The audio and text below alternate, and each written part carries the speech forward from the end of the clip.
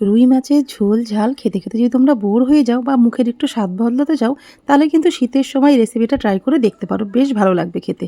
বানাবো হচ্ছে রুই পালং। আমি যেভাবে বানাবো সেই রেসিপিটাই তোমাদের সাথে শেয়ার করবো। তো চলো রেসিপিটা শুরু করা যাক।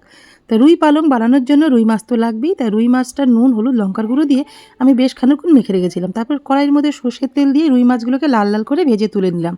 ওই তেলের মধ্যে একটা মশলা আমি ভেজে নেবো। মশলার মধ্যে রয়েছে দেখো পেঁয়াজ আদা রসুন কাঁচা লঙ্কা, আর দিয়ে দিলাম হাফ মতন টমেটো। তারপরে দিলাম বেশ খানিকটা হচ্ছে পালং শাক আর এক মুঠো মতন ধনে পাতা দিয়ে ভালো মতো নাড়াচাড়া করে নেওয়ার পরে শাকটা যখন মজে আসবে তার মধ্যে কিছু গুঁড়ো মশলা অ্যাড করে দেবো।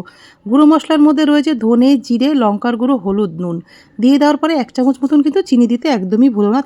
পালং শাক টমেটো ধনেপাতা আরও কত রকমের মশলা দিয়েছি, তার স্বাদটাকে ব্যালেন্স করতে গেলে 1 চামচ চিনি দেওয়াটা কিন্তু ভীষণ জরুরি।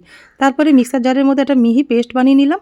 তারপরে কড়াইয়ের মধ্যে বেশ খানিকটা সর্ষের তেল দিয়ে ওর মধ্যে জিরে আর শুকনো লঙ্কা ফোড়ন দেওয়ার পরে মিক্সার জারে যে মশলাটা রেডি করে রেখেছিলাম সেটাকে দিয়ে দিলাম। তারপরে নাড়াচাড়া করে নিয়ে রুই মাছগুলো যে ভেজে রেখেছিলাম সেটা দিয়ে দিলাম। দিয়ে বেশ খানিকক্ষণ ওটা কষাতে হবে। জল কিন্তু আর অ্যাড করো না, চাইলে তোমরা একটুখানি গরম জলও অ্যাড করতে পারো। আমি মশলা করার সময় একটুখানি জল দিয়েছিলাম, ওই জন্য আর জল দিলাম না। তা দেখো রেডি হয়ে গেল রুই পালংয়ের রেসিপি।